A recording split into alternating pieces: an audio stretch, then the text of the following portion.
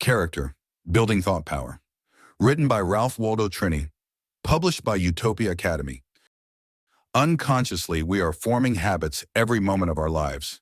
Some are habits of a desirable nature. Some are those of a most undesirable nature.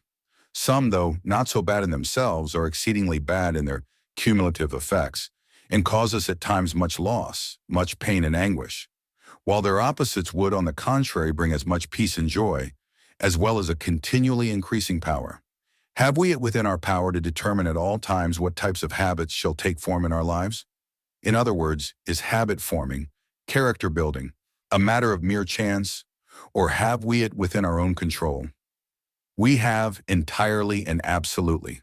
I will be what I will to be, can be said and should be said by every human soul.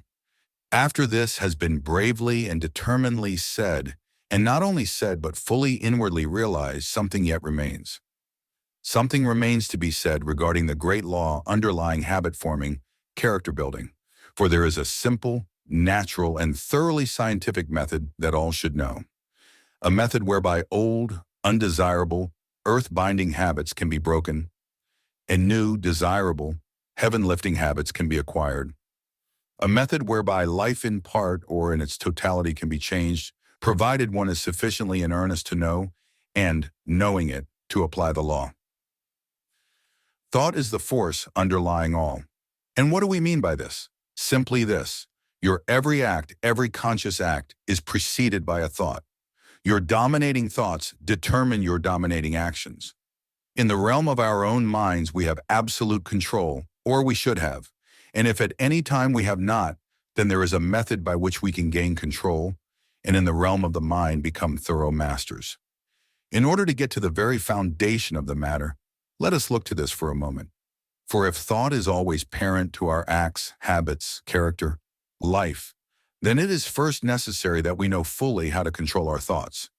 Here let us refer to that law of the mind, which is the same as is the law in connection with the reflex nerve system of the body, the law which says that whenever one does a certain thing in a certain way, it is easier to do the same thing in the same way the next time, and still easier the next, and the next, and the next, until in time it comes to pass that no effort is required, or no effort worth speaking of, but on the opposite would require the effort.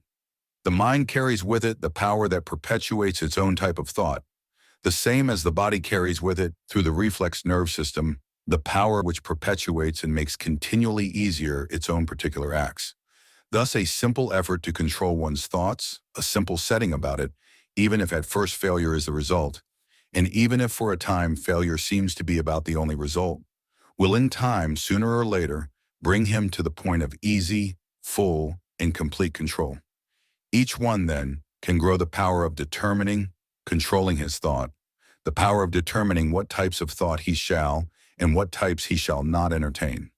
For let us never part in mind with this fact, that every earnest effort along any line makes the end aimed at just a little easier for each succeeding effort, even if, as has been said, apparent failure is the result of the earlier efforts. This is a case where even failure is success, for the failure is not in the effort, and every earnest effort adds an increment of power that will eventually accomplish the end aimed at. We can then gain the full and complete power of determining what character, what type of thoughts we entertain.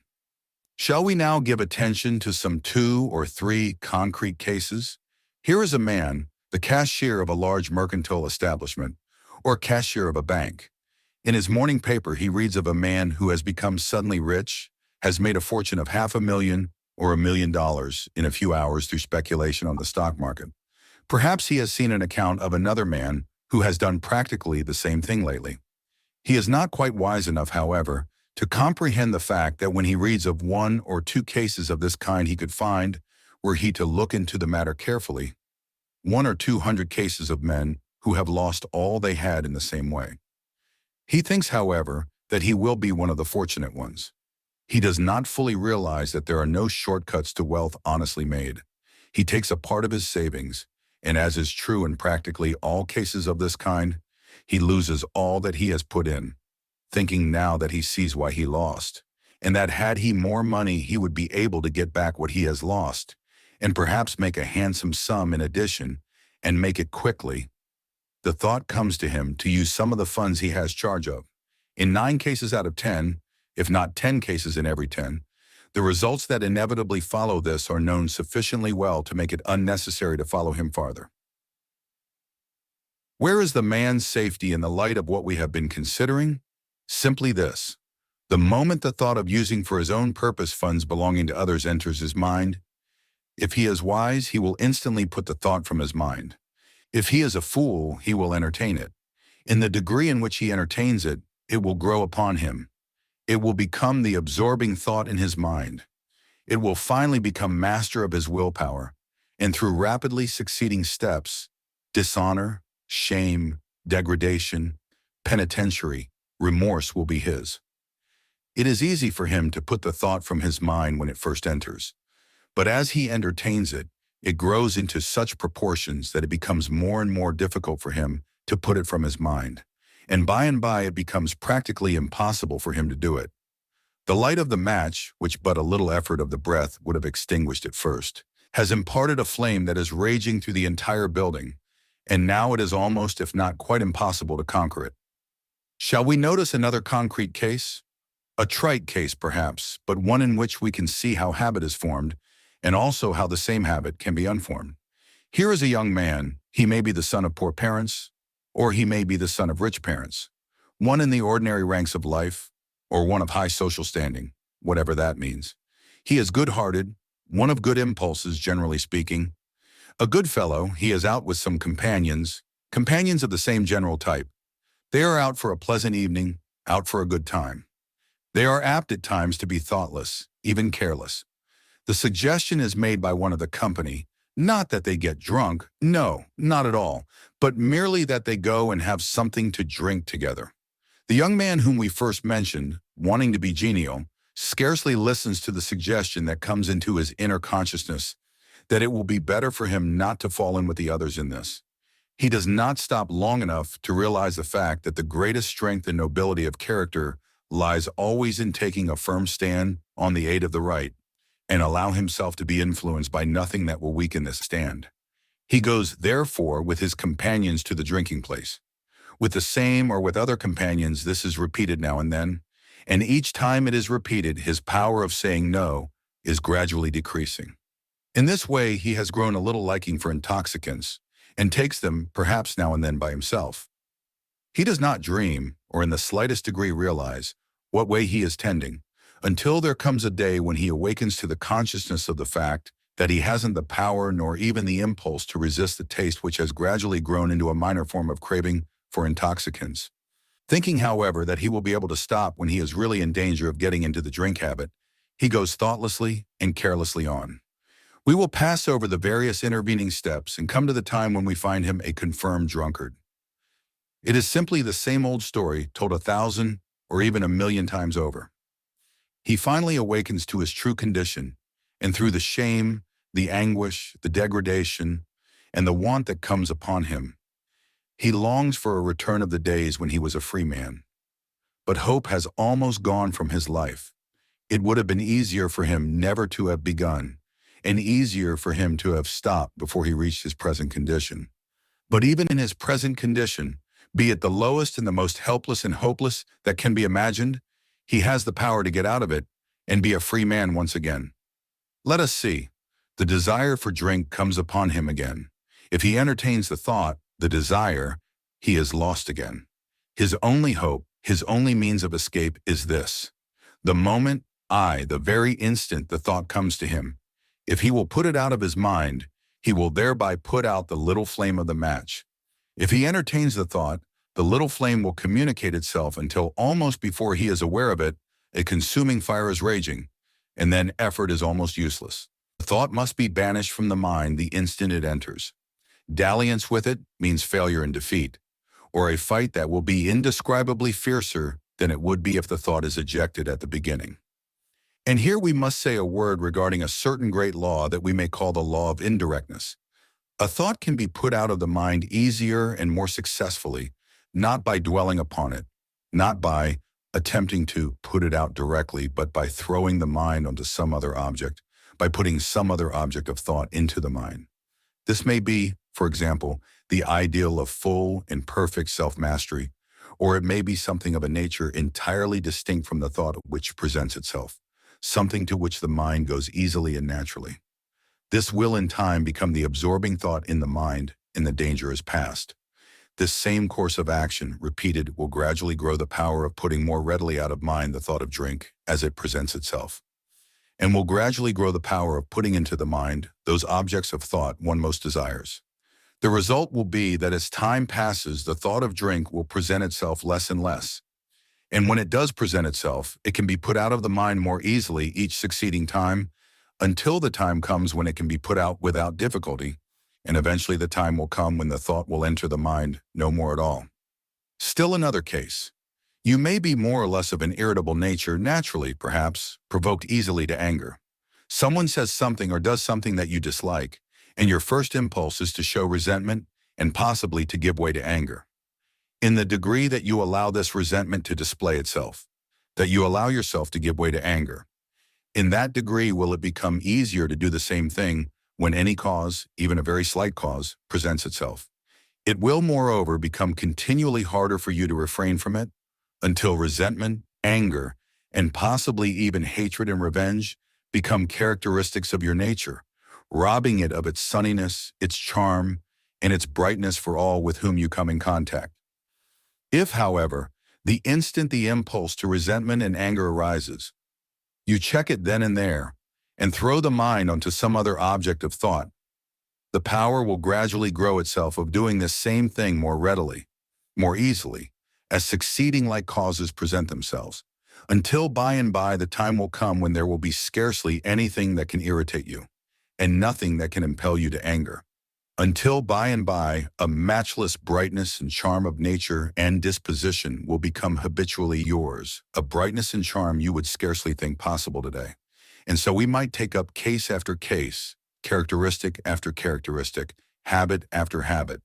The habit of fault-finding and its opposite are grown in identically the same way. The characteristic of jealousy and its opposite. The characteristic of fear and its opposite. In this same way we grow either love or hatred. In this way we come to take a gloomy, pessimistic view of life, which objectifies itself in a nature, a disposition of this type, or we grow that sunny, hopeful, cheerful, buoyant nature that brings with it so much joy and beauty and power for ourselves, as well as so much hope and inspiration and joy for all the world. There is nothing more true in connection with human life than that we grow into the likeness of those things we contemplate. Literally and scientifically, and necessarily true, is it that, as a man thinketh in his heart, so is he. The is part is his character. His character is the sum total of his habits. His habits have been formed by his conscious acts, but every conscious act is, as we have found, preceded by a thought. And so we have a thought on the one hand, character, life, and destiny on the other.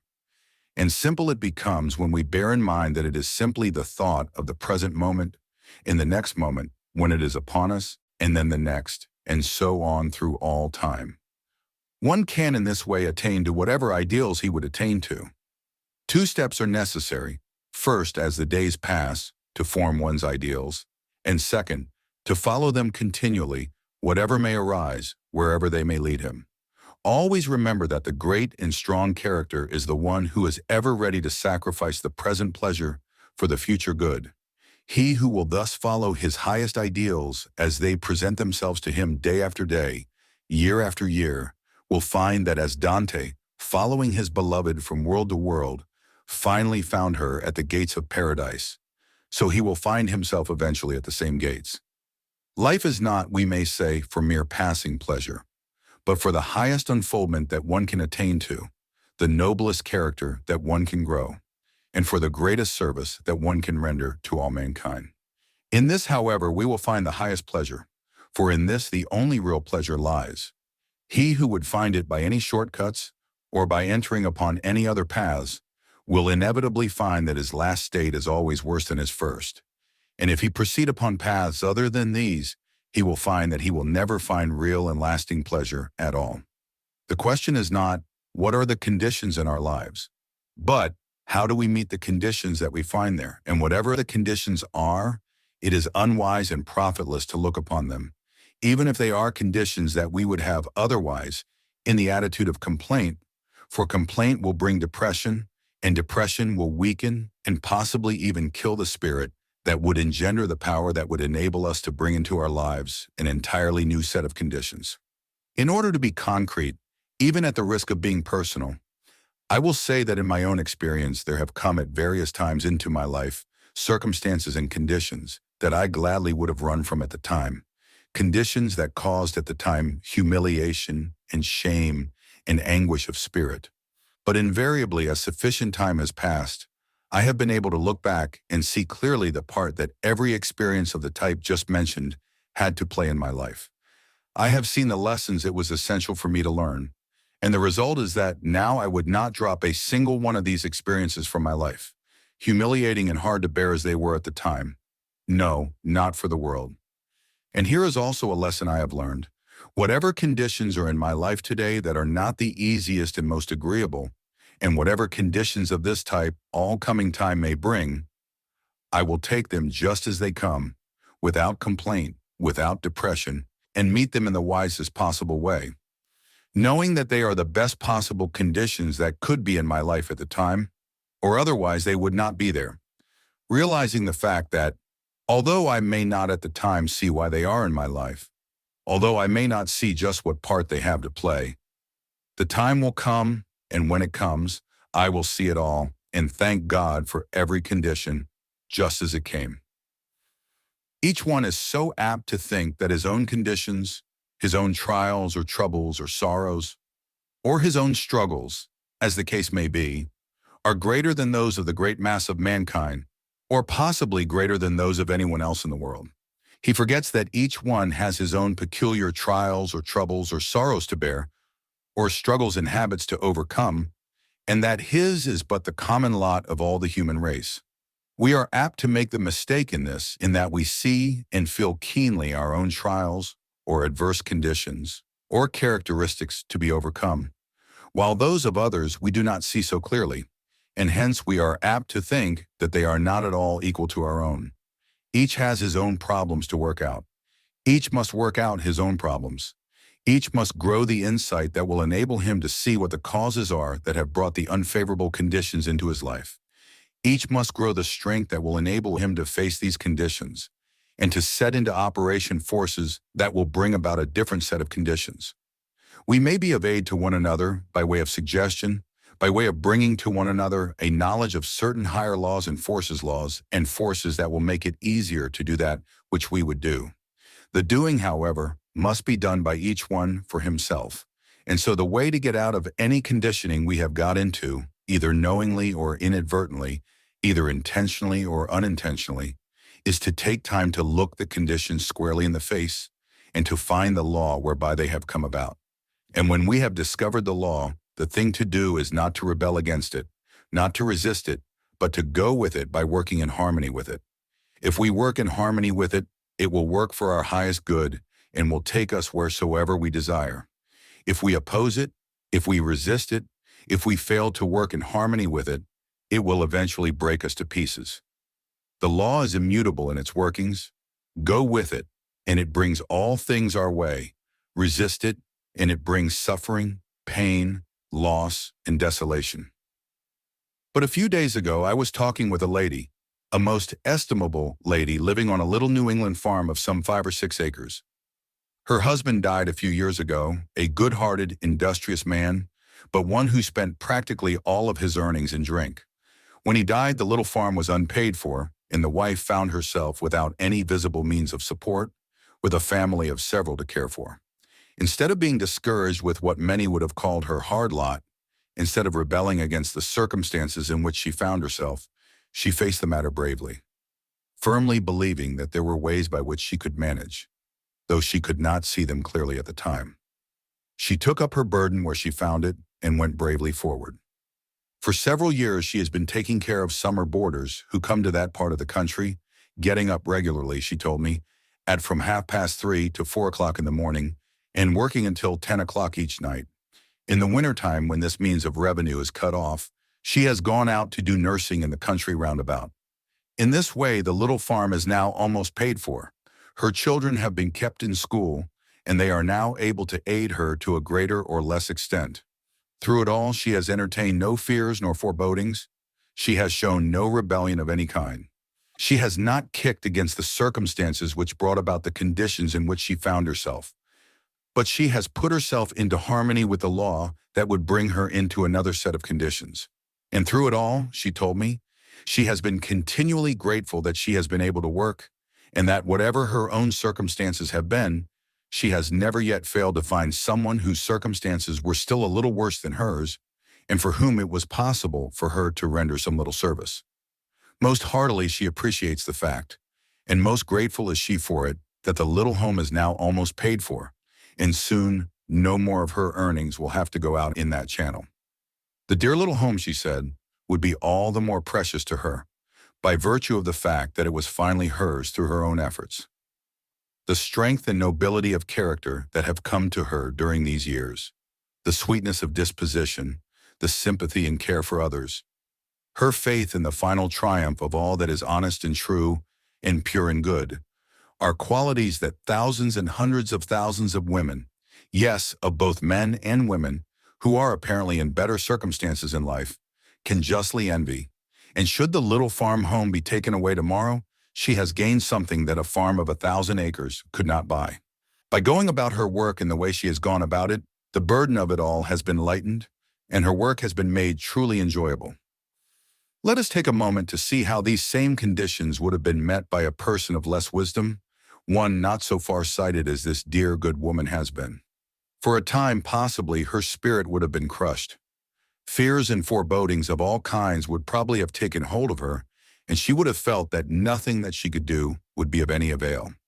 Or she might have rebelled against the agencies, against the law which brought about the conditions in which she found herself. And she might have become embittered against the world, and gradually also against the various people with whom she came in contact. Or again, she might have thought that her efforts would be unable to meet the circumstances, and that it was the duty of someone to lift her out of her difficulties. In this way, no progress at all would have been made towards the accomplishment of the desired results, and continually she would have felt more keenly the circumstances in which she found herself, because there was nothing else to occupy her mind. In this way, the little farm would not have become hers. She would not have been able to do anything for others, and her nature would have become embittered against everything and everybody. True it is, then, not what are the conditions in one's life, but how does he meet the conditions that he finds there? This will determine all. And if at any time we are apt to think that our own lot is about the hardest there is, and if we are able at any time to persuade ourselves that we can find no one whose lot is just a little harder than ours, let us then study for a little while the character Pompilia in Browning's poem, and after studying it, thank God that the conditions in our life are so favorable, and then set about with a trusting and intrepid spirit to actualize the conditions that we most desire. Thought is at the bottom of all progress or retrogression, of all success or failure, of all that is desirable or undesirable in human life. The type of thought we entertain both creates and draws conditions that crystallize about it, conditions exactly the same in nature as is the thought that gives them form. Thoughts are forces, and each creates of its kind, whether we realize it or not. The great law of the drawing power of the mind, which says that like creates like, and that like attracts like, is continually working in every human life, for it is one of the great immutable laws of the universe.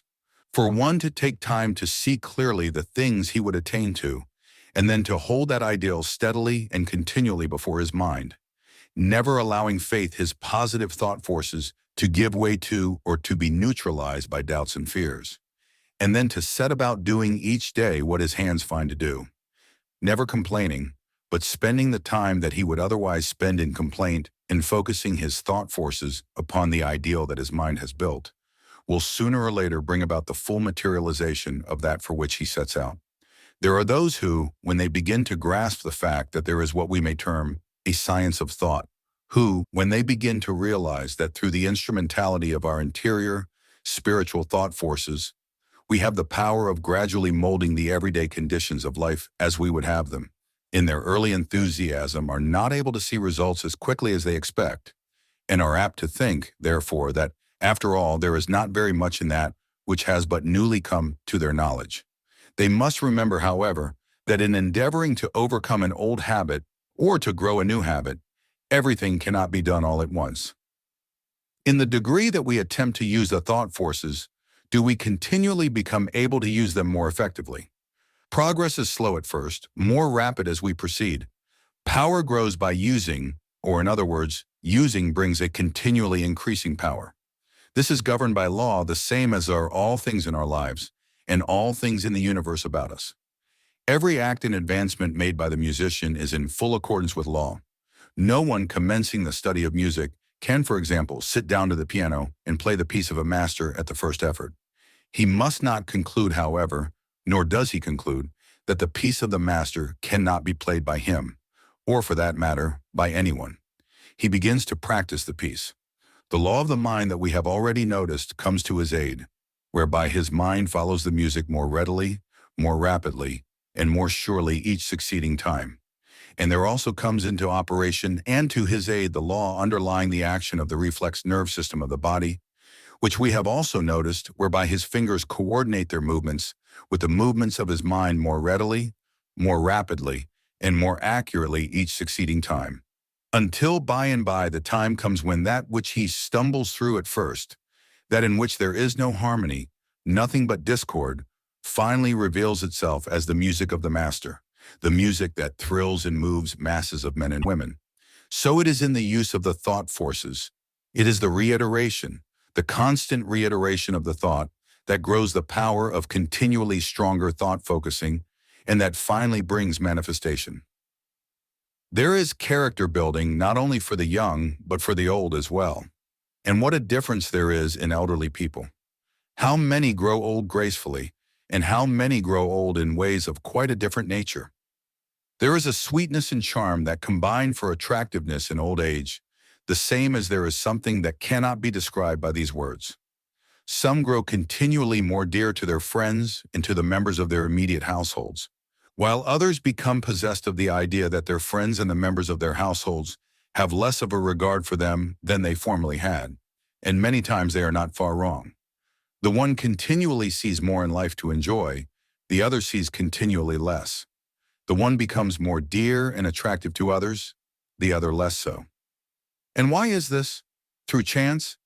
By no means. Personally, I do not believe there is any such thing as chance in the whole of human life, nor even in the world or the great universe in which we live. The one great law of cause and effect is absolute, and effect is always kindred to its own peculiar cause. Although we may have at times to go back considerably further than we are accustomed to in order to find the cause, the parent of this or that effect, or actualized, though not necessarily permanently actualized, condition. Why then the vast difference in the two types of elderly people?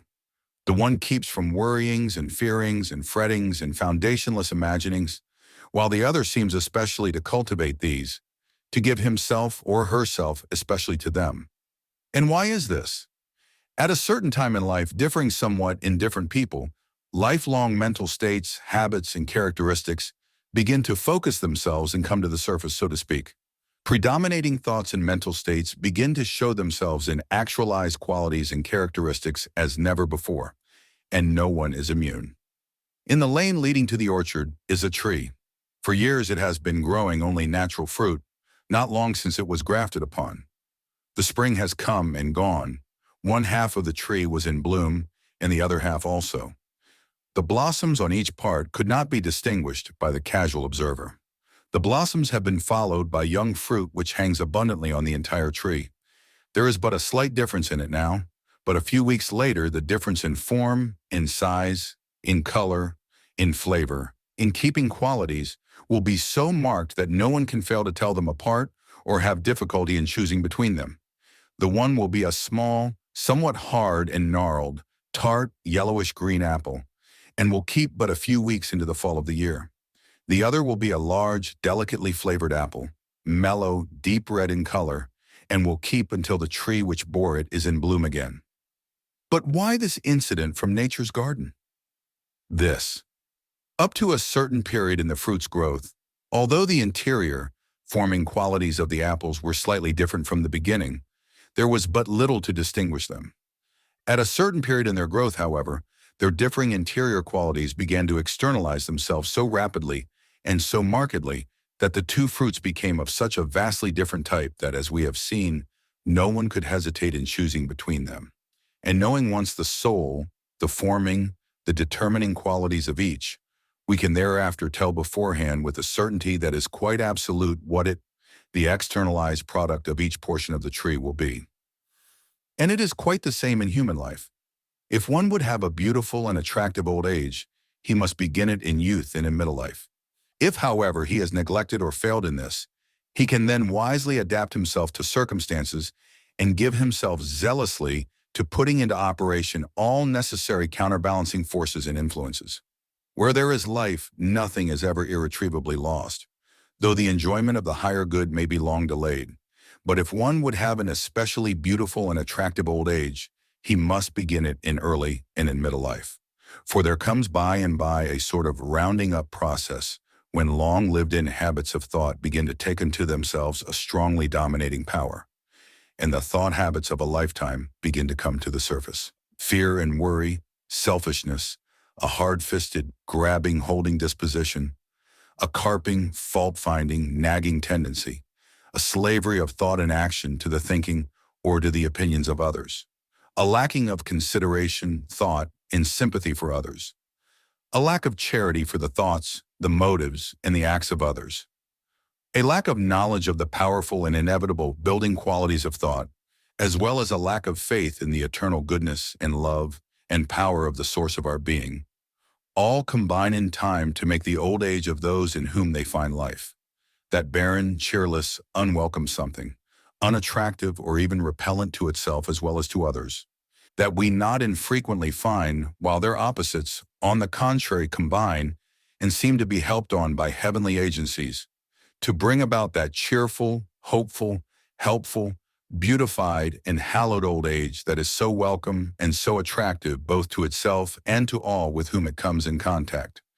Both types of thoughts, qualities, and dispositions, moreover, externalize themselves in the voice, in the peculiarly different ways in which they mark the face, in the stoop or lack of stoop in the form, as also in the healthy or unhealthy conditions of the mind and body, and their susceptibility to disorders and weaknesses of various kinds. It is not a bad thing for each one early to get a little philosophy into his life. It will be of much aid as he advances in life. It will many times be a source of great comfort, as well as of strength, in trying times and in later life. We may even, though gently perhaps, make sport of the one who has his little philosophy, but unless we have something similar, the time will come when the very lack of it will deride us. It may be at times, though not necessarily, that the one who has it is not always so successful in affairs when it comes to a purely money or business success, but it supplies many times a very real something in life that the one of money or business success only is starving for, though he doesn't know what the real lack is. And although he hasn't money enough in all the world to buy it, did he know? It is well to find our center early, and if not early, then late. But late or early, the thing to do is to find it. While we are in life, the one essential thing is to play our part bravely and well, and to keep our active interest in all its varying phases, the same as it is well to be able to adapt ourselves always to changing conditions. It is by the winds of heaven blowing over it continually and keeping it in constant motion, or by its continual onward movement, that the water in pool or stream is kept sweet and clear, for otherwise it would become stagnant and covered with slime. If we are attractive or unattractive to ourselves and to others, the cause lies in ourselves. This is true of all ages, and it is well for us, young or old, to recognize it. It is well, other things being equal, to adapt ourselves to those about us. But it is hardly fair for the old to think that all the adapting should be on the part of the young, with no kindred duty on their part. Many times old age loses much of its attractiveness on account of a peculiar notion of this kind. The principle of reciprocity must hold in all ages in life, and whatever the age, if we fail to observe it, it results always sooner or later in our own undoing. We are all in life's great play, comedy and tragedy, smiles and tears, sunshine and shadow, summer and winter. And in time, we take all parts. We must take our part, whatever it may be, at any given time, always bravely and with a keen appreciation of every opportunity and a keen alertness at every turn as the play progresses. A good entrance and a good exit contribute strongly to the playing of a deservedly worthy role. We are not always able, perhaps, to choose just as we would the details of our entrance, but the manner of our playing and the manner of our exit we can all determine. And this no man, no power can deny us. This in every human life can be made indeed most glorious. However humble it may begin, or however humble it may remain, or exalted it may become, according to conventional standards of judgment. To me, we are here for divine self-realization through experience. We progress in the degree that we manipulate wisely all things that enter into our lives, and that make the sum total of each one's life experience. Let us be brave and strong in the presence of each problem as it presents itself and make the best of all. Let us help the things we can help, and let us be not bothered or crippled by the things we cannot help. The great God of all is watching and manipulating these things most wisely, and we need not fear or even have concern regarding them. To live to our highest in all things that pertain to us, to lend a hand as best we can to all others for this same end, to aid in righting the wrongs that cross our path by means of pointing the wrongdoer to a better way, and thus aiding him in becoming a power for good, to remain in nature always sweet and simple and humble, and therefore strong, to open ourselves fully and to keep ourselves as fit channels for the divine power to work through us, to open ourselves and to keep our faces always to the light, to love all things and to stand in awe or fear of nothing save our own wrongdoing, to recognize the good lying at the heart of all things, waiting for expression all in its own good way and time. This will make our part in life's great and as yet not fully understood play truly glorious. And we need then stand in fear of nothing, life nor death, for death is life. Or rather, it is the quick transition to life in another form, the putting off of the old coat and the putting on of a new, the falling away of the material body and the taking of the soul to itself, a new and finer body, better adapted to its needs and surroundings in another world of experience and growth, and still greater divine self-realization, a going out with all that it has gained of this nature in this world, but with no possessions material, a passing not from light to darkness, but from light to light, a taking up of life in another from just where we leave it off here, an experience not to be shunned or dreaded or feared, but to be welcomed when it comes in its own good way and time. All life is from within out. This is something that cannot be reiterated too often. The springs of life are all from within. This being true, it would be well for us to give more time to the inner life than we are accustomed to give to it, especially in this Western world. There is nothing that will bring us such abundant returns as to take a little time in the quiet each day of our lives. We need this to get the kinks out of our minds and hence out of our lives. We need this to form better the higher ideals of life. We need this in order to see clearly in mind the things upon which we would concentrate and focus the thought forces. We need this in order to make continually anew and to keep our conscious connection with the infinite. We need this in order that the rush and hurry of our everyday life does not keep us away from the conscious realization of the fact that the spirit of infinite life and power that is back of all, working in and through all, the life of all, is the life of our life and the source of our power, and that outside of this we have no life and we have no power. To realize this fact fully and to live in it consciously at all times is to find the kingdom of God, which is essentially an inner kingdom and can never be anything else. The kingdom of heaven is to be found only within, and this is done once for all, and in a manner in which it cannot otherwise be done, when we come into the conscious, living realization of the fact that in our real selves we are essentially one with the divine life, and open ourselves continually so that this divine life can speak to and manifest through us. In this way, we come into the condition where we are continually walking with God. In this way, the consciousness of God becomes a living reality in our lives.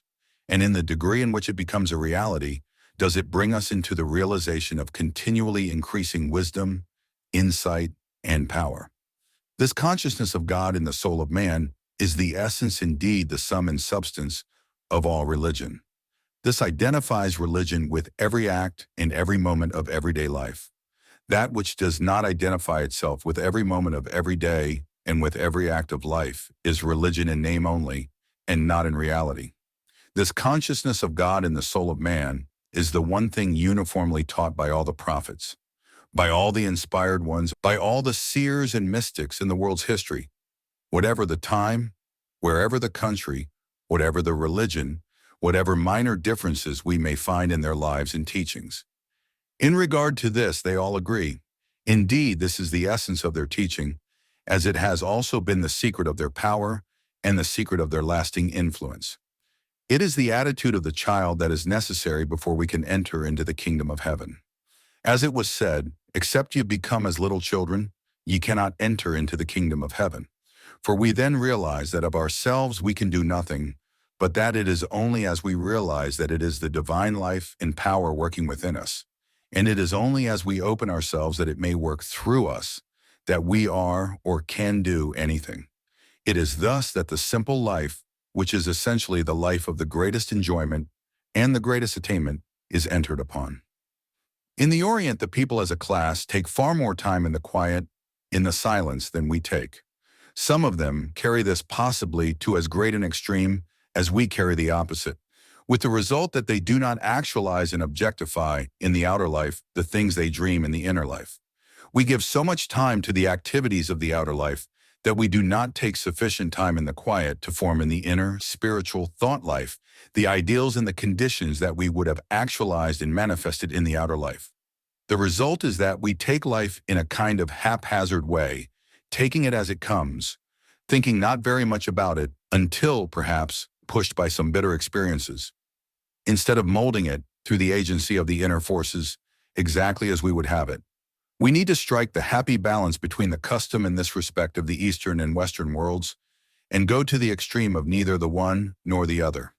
This alone will give the ideal life, and it is the ideal life only that is the thoroughly satisfactory life.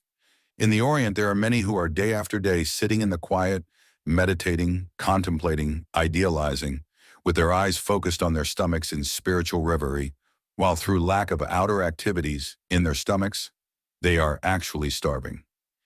In this Western world, men and women, in the rush and activity of our accustomed life, are running hither and thither, with no center, no foundation upon which to stand, nothing to which they can anchor their lives, because they do not take sufficient time to come into the realization of what the center of what the reality of their lives is. If the Oriental would do his contemplating and then get up and do his work, he would be in a better condition. He would be living a more normal and satisfactory life.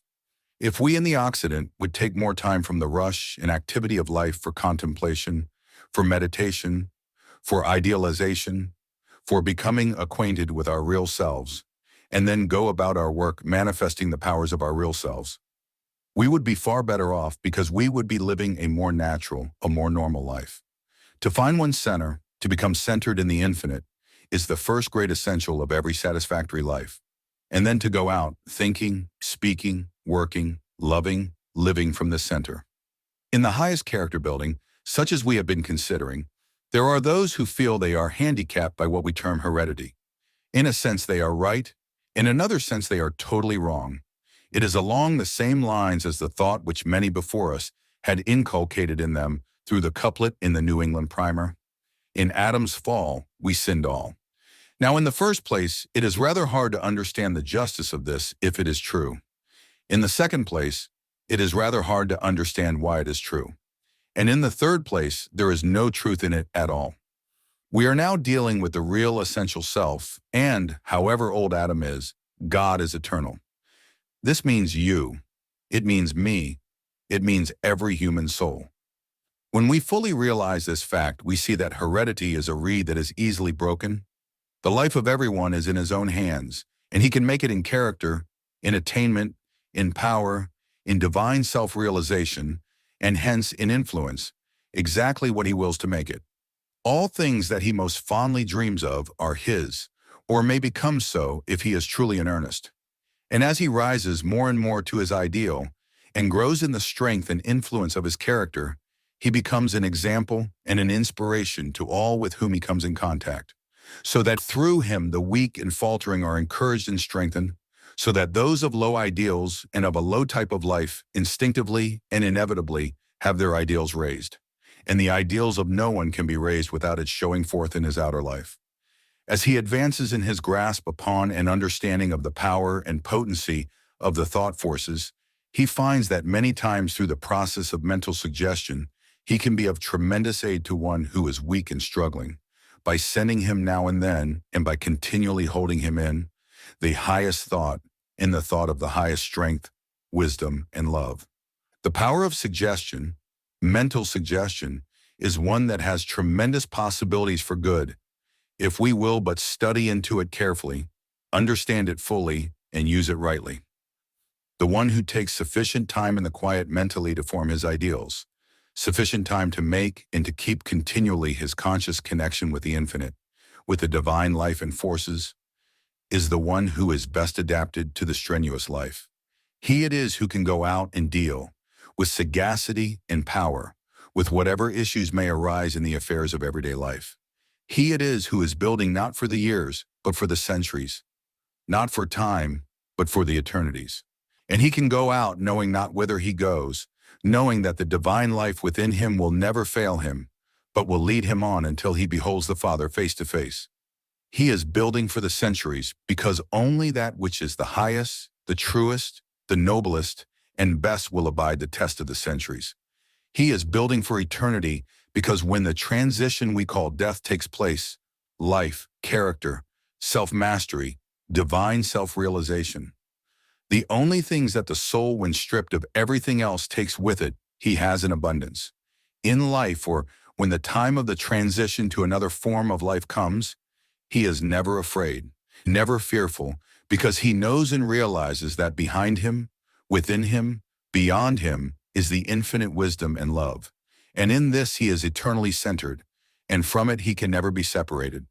With Whittier he sings, I know not where his islands lift, their fronded palms in air. I only know I cannot drift beyond his love and care,